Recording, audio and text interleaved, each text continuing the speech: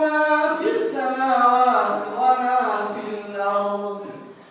من ذا الذي يشفع عنده إلا بإذنه. يعلم ما بين أيديهم وما خلفهم ولا يحيطون بشيء من علمه إلا بما شاء. وسع كرسيه السماوات والأرض